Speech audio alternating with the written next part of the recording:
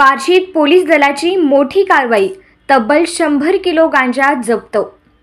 तालुका पोलिसांनी केलेल्या धाडसी कारवाईत तब्बल 100 किलोपेक्षा अधिक गांजा जप्त करण्यात आला असून या कारवाईमुळे गुन्हेगारी जगतात मोठी खळबळ उडाली आहे। एवढ्या प्रचंड प्रमाणात मादक पदार्थ हाती लागणे ही बार्शी पोलिसांची मोठी कामगिरी ठरली आहे। ही कारवाई उपविभागीय पोलीस अधिकारी अशोक सायकर यांच्या मार्गदर्शनाखाली करण्यात आली। यामध्ये बार्शी शहर पोलीस स्टेशनचे पोलीस निरीक्षक बालाजी कुकडे व तालुका पोलीस स्टेशनचे पोलीस निरीक्षक दिलीप ढेरे यांच्या नेतृत्वाखालील संयुक्त पथकाने अथक प्रयत्नातून ही मोठी जप्ती शक्य केली।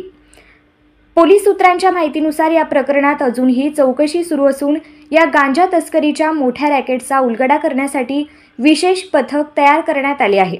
आरोपींच्या मागावर पोलिसांची कसून छाननी सुरू असून लवकरच आणखी धक्कादायक माहिती समोर येण्याची शक्यता आहे।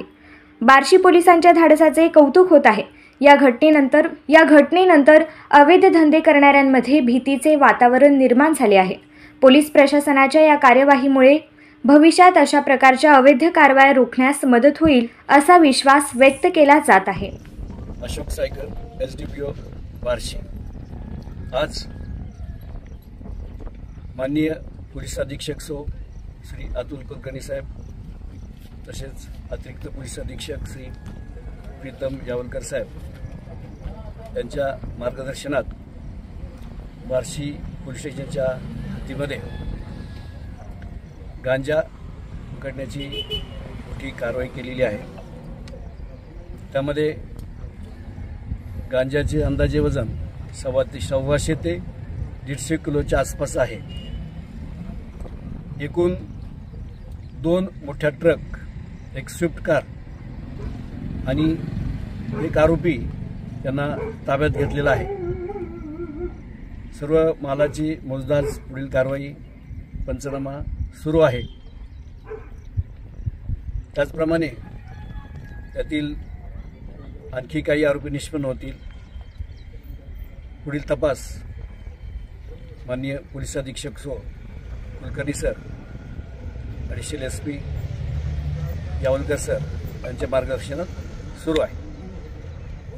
किती वाजता पकडला? अंदाजे सकाळी